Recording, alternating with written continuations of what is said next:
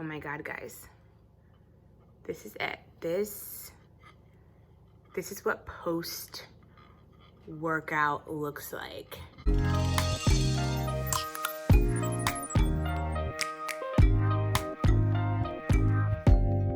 Open up, you OPN, bitch, you won't BBM. We should be closer than friends. Hi YouTube, what's up? Hope you're doing well. If you're new here, thank you so much for checking out my channel. Make sure you hit the subscribe button and hit the bell button so you know every time I post new content.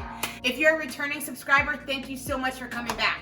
So I have been on the Chloe Ting 2-week shred challenge for the past 2 days. And I know that hasn't been a lot, but I will say, if you know what I'm talking about, it's a lot to commit to. It's definitely a challenging workout, but I think it's something perfect that I needed during this crazy quarantine.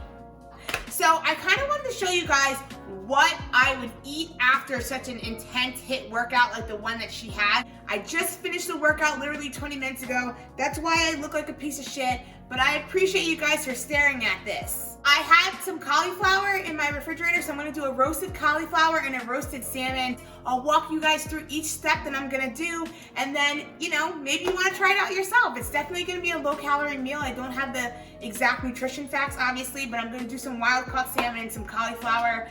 And I mean, that's pretty much low carb. It's not, it might even be keto. So, first step first is to cut your cauliflower. I already started cutting my cauliflower. I wanna make it into little pieces like this. And let me show you. Okay, so since I wanna like do like little clumps of roasted, I'm not gonna cut them too thin. Part of the reason is because the little pieces, like the little tiny little pieces will like start to fall off and be crazy. So I think like this one's like what, I'd say like 1/2 inch or so. That's how I'm gonna like plan to cut most of them.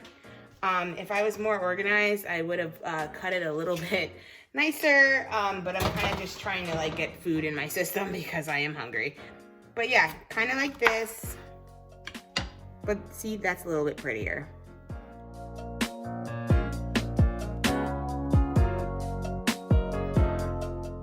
Okay, so once you cut all of your cauliflower, you're gonna wanna line a large sheet pan with some aluminum foil. You're gonna probably wanna either spray this with some olive oil, which I'm gonna do, or coconut oil, just really whatever you wanna do, and then you're just gonna place it to the side until we're ready to use it, which will be in a few minutes after we make the marinade.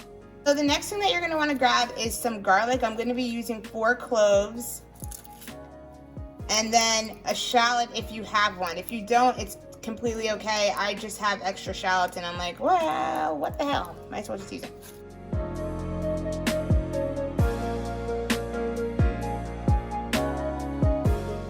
So I chopped this up. I'm just gonna put it to the side for now, and then I'm gonna start on the shallots. So also at this point, you wanna make sure that you put your oven to 400 because you need it to be a little bit on the higher end so that way it actually roasts the cauliflower.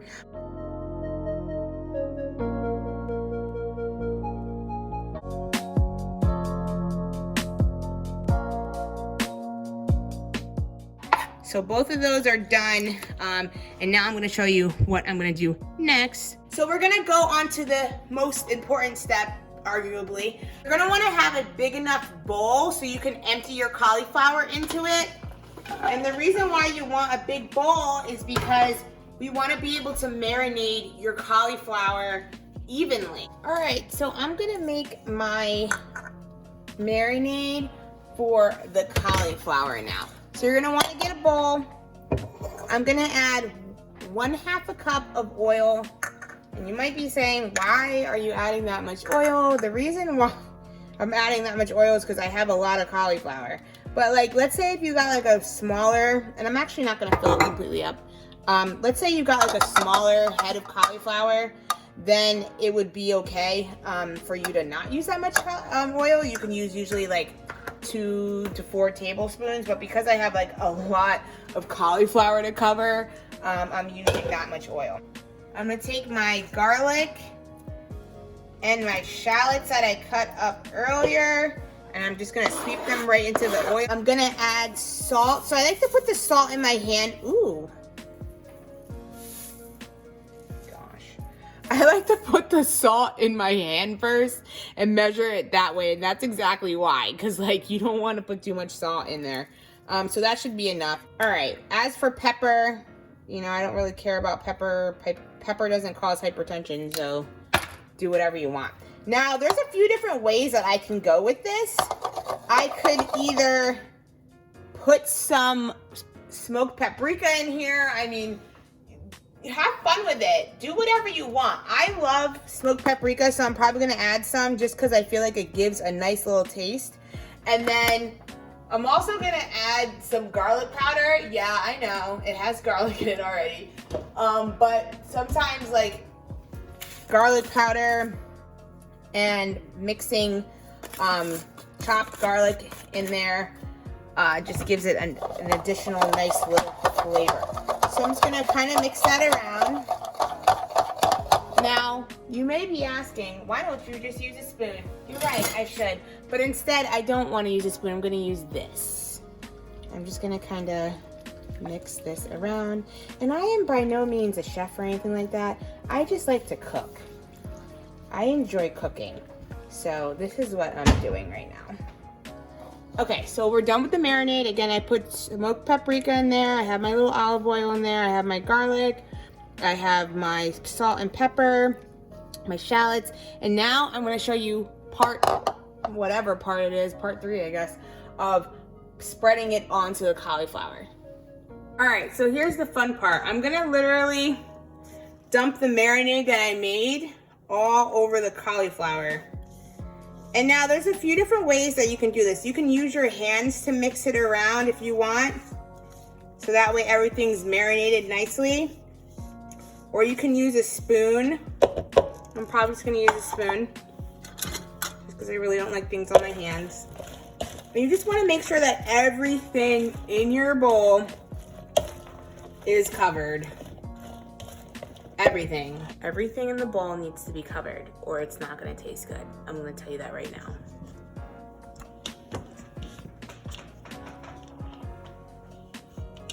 So just keep mixing, keep covering everything.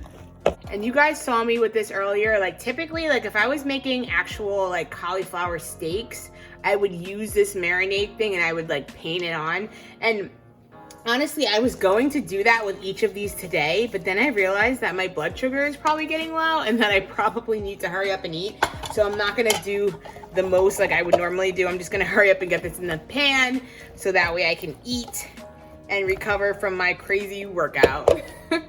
Now this is the fun part. I'm just gonna literally lay all of these down in a single layer. This is a critical component to making roasted cauliflower. Everything needs to be even, so make sure you have a big enough pan. If not, do your roast in small batches or however you plan on doing it. Just make sure everything is evenly lined up because you're gonna have to also flip them midway and you wanna just make sure that it gets that pretty crisp that it normally would. You know, when you go to the restaurants and things like that. So just follow directions so that way, and I'll make sure I include all the information in the description so that way you guys can kind of actually follow along with this. But I'm gonna just start evenly distributing and I will bring the camera closer so that way you guys can actually see what I'm doing. And you can see my whole messy kitchen. All right, so here we go.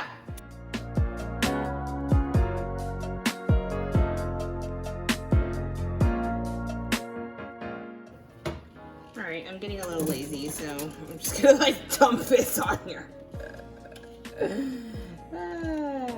Way to tell you guys one thing and then to do the other. Anyway, those are small enough for me to be able to kind of spread them. But yeah, that's pretty much how it goes. I mean, it's not that difficult. Alright, so midway through, we're gonna actually take these and flip them over. And I will show you how I'm gonna do that. First things first, let's put this in the oven. I I will tell Alexa to remind me in 25 minutes to take the cauliflower out. And let's start on this. Okay guys, so I got some really nice wild caught salmon from Wegmans the other day. This is a protein powerhouse, especially after that workout that we just did, or that I just did. Hopefully you also just did it, and that's the reason why you're watching this. This is a recipe that I use when I really don't want any frills and I just want to eat and like hurry it up. So I'm just gonna use some salt, some pepper, some garlic powder, a little bit of chili powder just to kind of give it some spice and some flavor, and then I'm just gonna throw it in the oven. So let me show you what I'm gonna do. All right, so you might think I'm really weird, and that's okay, because I am. But this is my fun hack that I usually do when I am working with any type of fish. For those of you who don't know, I am a pescatarian, so I eat fish anywhere from 2 to 3 days a week. Instead of like putting it on, you know, my cutting board and then cross-contamination concerns and things like that, I usually just line my counter with some plastic wrap. And the salmon is small enough for me to just be able to just lay it nicely on here. And then I will season as, you know, on the plastic wrap, and then just wrap the plastic wrap and then just throw it out. And it just makes it really easy for easy cleanup. Instead of you worrying about, oh, I put the salmon on here, I put the salmon on this dish, blah, blah, blah, blah. Like, I don't feel like dealing with it, so this is what I do.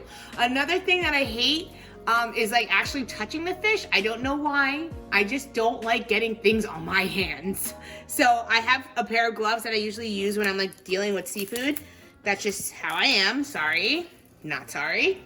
But yeah, let me show you how I'm gonna do this. All right, so I have my salmon here. I actually just kind of put a little bit of olive oil on it. So that's the first thing that you want to make sure you do, because you want to be able to bring in those flavors. And I think that olive oil is like just a really nice binder when you're trying to work with different flavors. So I'm going to start off with some pepper and just sprinkle it nicely. And then I'll take my left hand and just kind of massage it in. All right, so I have a little bit of salt here. Again, I like to put it on my hand because I am a little bit heavy-handed, and I am gonna just rub that in. So maybe that was like, let's say a half a teaspoon of pepper, a half a teaspoon of salt, but it's really just to your own preference, your own taste. So next I'm gonna add some ajo, aka garlic. I'm just gonna go ahead and sprinkle it. And to be honest with you, I have a heavy hand when it comes to any sort of seasoning. That's just me as an individual. A heavy hand with anything. So I'm just continuing to kind of rub that in. And then like I mentioned earlier, I wanna add some chili powder because I'm in the mood. And I might even throw some paprika on here, some smoked paprika, which happens to be my favorite seasoning. Just because I feel like it. But what I love so much about like using chili powder, I mean, you smell it. It gets so fragrant so quickly. I mean, it just smells so good. I know this is going to taste so good. Now, at any point, like if you're into this type of thing, like you could put some butter on there. You could throw it in the oven with some lemon, some limes. I mean, you can really do whatever you want. I'm not doing the most today. Just because, like I said before, I just feel like eating. So I'm just going to kind of keep it real simple. I'm going to add a little bit more olive oil because I noticed that this is kind of getting a little dry. And we want to make sure that we're keeping this moist. So there you go. There goes your salmon. And now literally all I'm going to do is just pick this guy up, and I'm going to transfer him over to the pan over there that's prepared. So in an effort to keep my kitchen clean, I'm going to go ahead and turn this camera off and just do this without this actually being on camera. How the salmon looks. And also, just so you know, and I'll make sure I include this in the description box, I have upped the temperature to 425. I put the cauliflower in there about 10 minutes ago. The salmon is only going to cook for 15 minutes at 425. You should know when your salmon is done sometimes there's like a little bit of white residue that like pops up on there. If that does happen, sometimes that means that it's overcooked. So you just want to be mindful. I do have like a fish thermometer and just a thermometer in general for my food, so that way I can ensure that it's cooked to the safe internal temperature. So you might want to go ahead and invest in that if you're actually interested in like learning how to cook more fish dishes and things like that, just so you can ensure that you're not poisoning yourself. Now I'm just gonna put my salmon in the oven. There we go. And in a few minutes, I'm actually gonna take my cauliflower out for a second, and I'm gonna flip it so that way I can make sure that it's crusting properly. And yeah, we'll go from there. So look how pretty it's turning out already. Oh my God, it looks so good. It's looking really nice. So I'm gonna go ahead and flip this, and then honestly, it only needs about 10 more minutes and then you're pretty much done. And while this is cooking, like I said, your salmon is gonna be done in about 15 minutes as well. So you wanna always start with your cauliflower or your roasted veggie first when you're doing quick meals like this, so that way everything comes out like simultaneously. So I'm gonna go ahead and flip this. Let's see if I can like do one at a time. I have like my little spatula here, and oh, you know, there's probably a better way to do this, and it includes not actually filming it, but look at that. Look how pretty that looks. Guys, I'm telling you, roasted cauliflower is where it's at. It's sure to please a lot of people. It's also sure to make a lot of people fart because it has a lot of fiber in there. But hey, farting is worth such a good tasting, highly nutritious vegetable meal. All right, so I'm gonna go ahead and stick that back in. It's been 15 minutes. Let's look at our cauliflower. Woo! Well, whoops. Look at our cauliflower. It's looking beautiful. It's looking nice and roasted. Yes, that's exactly what we wanted to achieve today, and it looks really good, and I can't wait to eat it. So this is what the salmon's looking like so far. It looks really, really good. Like I mentioned before, I do have a thermometer, and you can get this from like anywhere. I mean, you could probably get one from Bed Bath & Beyond, ShopRite, like anywhere that pretty much sells like food or like, you know, food appliance related stuff. But usually you should have your fish to an internal temperature of 145, and that's how you know it's cooked. And you should always usually stick the little needle into the thickest part. So in this case, it's like right here. So I'm gonna check and see. But what I also like to do as well is I like to make sure it's actually cooked to 165. So 165 is actually the temperature for meat. I don't know. I just am weird about it. So I like to make sure it's like at 165. It doesn't necessarily have to be at 165, but it just makes me know that, okay, it's been extra cooked. Another thing that I do with this is I usually check a few different places.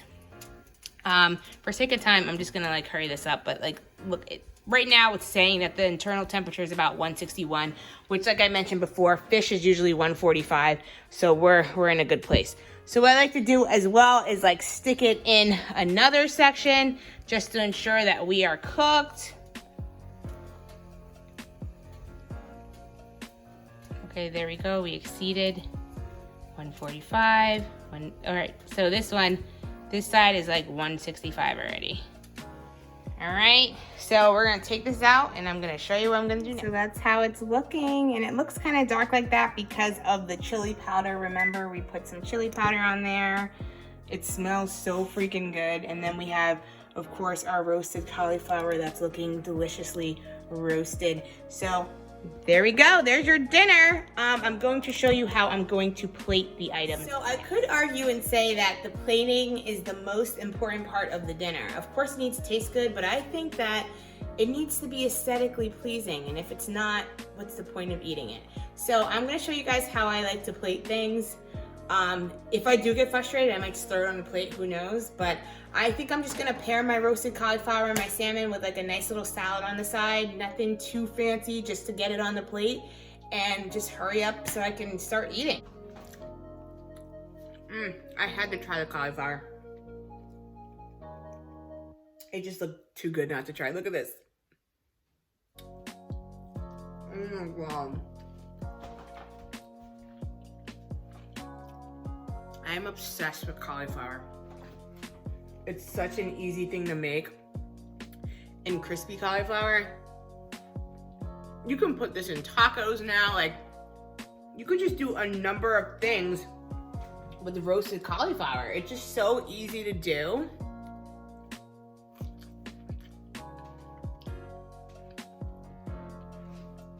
This is really good. Really, really, really So let's good. plate this baby. I'm going to start off with some spring mix from Wegmans. I'm gonna do a generous bunch, or handful rather, of salad because honestly, spring mix makes everything look prettier. I'm gonna take some of my cauliflower that I've already eaten half of the plate and just plate it right on the plate.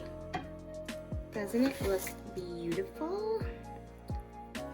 Oh my God, this was just like completely worth the wait. And you know what I love about veggies? You can have as much as you want and you're not gonna cry about it. All right, now I'm gonna plate my salmon.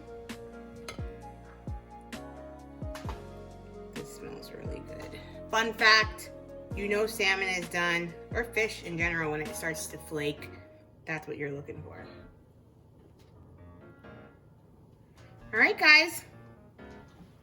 That's it. All right, so this is just a kind of like a closer look of what it looks like. I did not really plate it the way that I envisioned it, but regardless, it just looks really good.